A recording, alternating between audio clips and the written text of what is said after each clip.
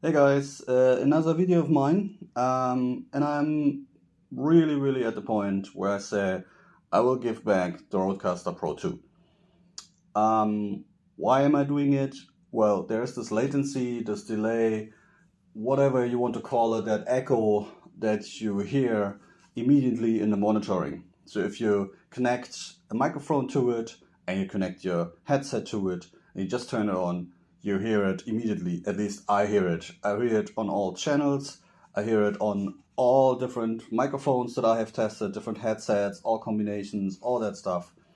And it's just not working. And well, given the fact that the Rodecaster Pro 2 is specifically designed for podcasting, which is in terms when you are physically on one location, having a microphone and a headset and hearing yourself talking, this is really annoying, and I cannot really understand how this actually can work. Um, well, I hear that versions of the Rodecaster 1, so the original one, might not had that issue. I don't know. I'm not going to find out anyway.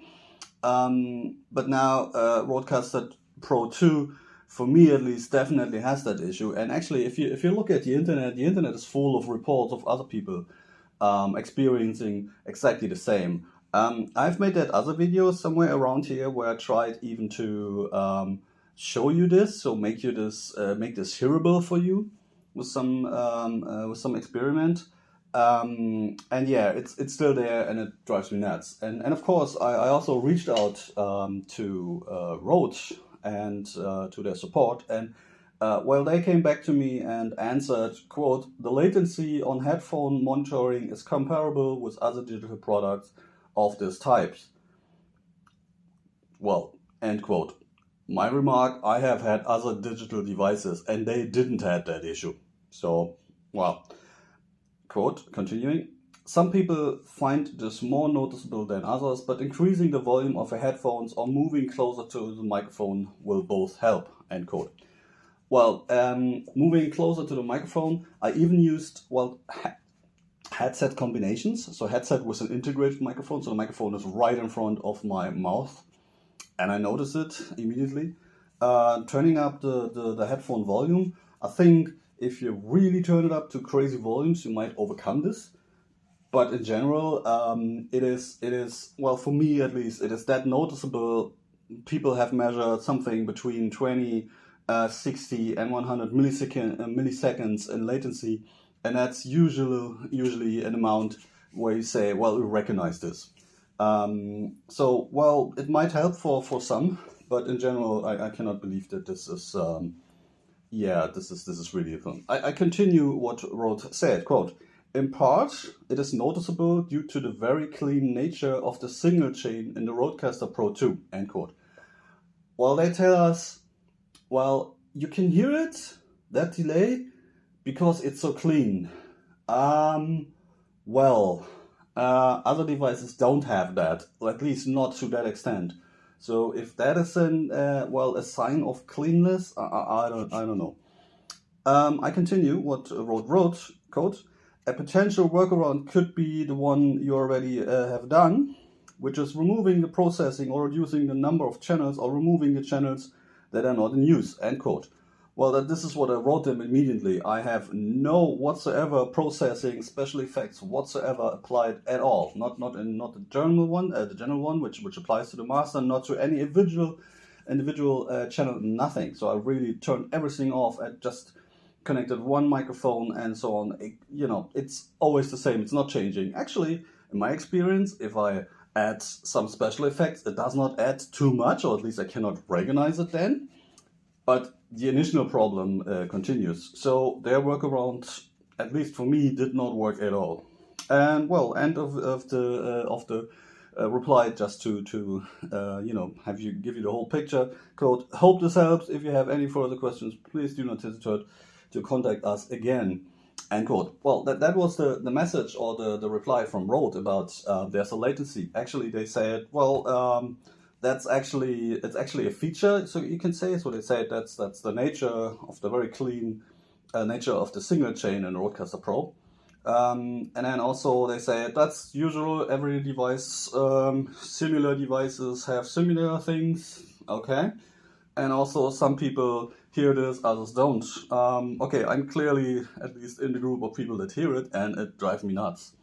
And if I look into the internet, that lots of people that have claimed about this got similar responses from Rode. So it doesn't felt like Rode would do something about it. And then I saw now there's the Rodecaster Pro Duo, something like that, like the one with basically the same device but just with 2 channels instead of 4 microphone inputs. But for the rest, it's more or less the same design and so on.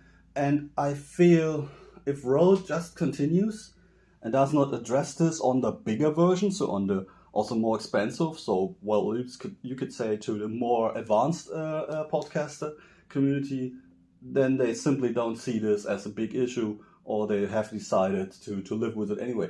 So they, in my opinion, my feeling, they will not change that at all. And that's really a pity, because at least for now, if I look at the market, I don't see any competitor that comes close to the idea, the functionality that the Rodecaster Pro 2 does.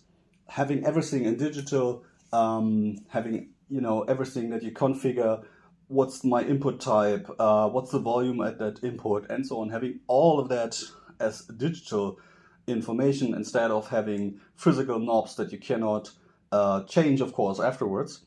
And that's really a great idea and a step forward, actually. But given the fact that actually the signal processing, like the inputs routing it to the monitoring, has that delay that is, at least in my part, much too strong, that actually renders this device useless to me. I actually attached this device to a friend of mine who is a musician, and I didn't say anything. So I just connected the input from their signal to the headphone, to the Rodecaster, and gave the headphone actually to the Rodecaster too, and then just gave it to the musician, and immediately it was recognized there's a delay. And if that device is the Rodecaster Pro is somewhat also designed to be targeting musicians, then this would not work at all. Just imagine that multiple musicians are working with that device, which is basically not such a bad idea, not too far away. But then imagine each of them has a slight delay. That would sound terrible, right? And this is especially what you hear. So especially people that might have a nice or a fine sense for sound, like musicians, for instance, they must go crazy. So, well, I did somehow. So for me, it's clear I have to return this device. And let's see what the market brings in the next months and so on. But if you are somehow a little bit sensitive on this part, so you really care about not having a strong or a delay whatsoever, then I cannot recognize you by this device. So even if it looks nice, it sounds nice, it has a million nice features that I really like, but if the basics are not good enough, you can just not use this device. That's it for me. See you next time. Bye bye.